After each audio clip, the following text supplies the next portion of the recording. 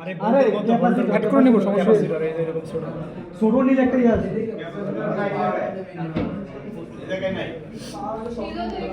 আচ্ছা, যেটা বলতে আছে এটাই দেখে, এই যে এইভাবে লাগাবা না, কানেকশন থাকা অবস্থায়, অর্থাৎ ওইদিকে লাইন দেওয়া অবস্থায় লাগাইছে, অবস্থা খুব খারাপ, অবস্থা খুব খারাপ।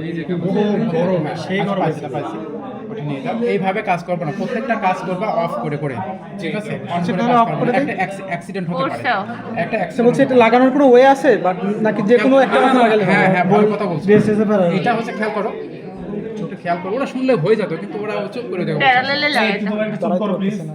এটা হচ্ছে ইলেকট্রোলাইটিক ক্যাপাসিটর।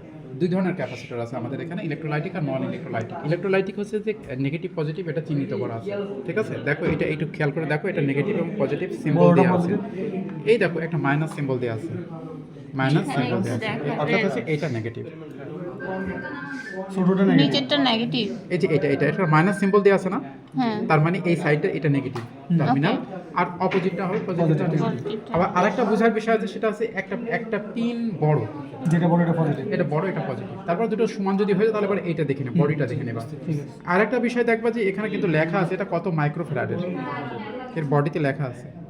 কতটা? এটা 220 টি সেরকম হবে, দেখো 220 টি সেরকম হবে। এই রেজিস্টারের প্যারালাল লাগাবা, এটা রেজিস্টারের প্যারালাল লাগাতে হবে, তাই তো? জাস্ট ওই যে যে যে লাইনে আছে ওই ছিদ্রে লাগাই দিলে হবে।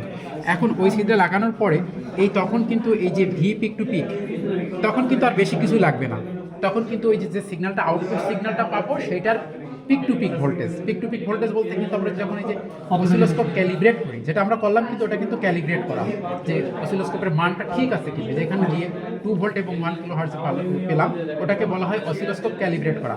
তো এই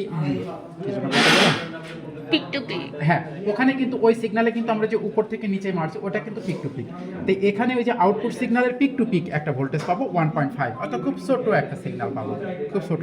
আচ্ছা, আর এখানে ভিএসি, ওইটা ভিএম, এটা VDC formula, V RMS formula, ripple factor formula. এটা বুঝলাম না, পিক টু পিকটা কেমনে বের করব? পিক টু পিকে তুমি তো যেটা প্রথম সিগন্যাল পাইছো না, মনে নাই? হ্যাঁ, এটা ওই যে বসে কি কাজ আসবে? এটা বসায় তোমার ওই এসি দুইটার মাথা, ডিসি যে সিগন্যালটা আমরা আগে পেলাম, তার থেকে এটা চেঞ্জ হয়ে যাবে, এটা চেঞ্জ হয়ে যাবে। ও আচ্ছা আচ্ছা, মানটা একটু চেঞ্জ করবে।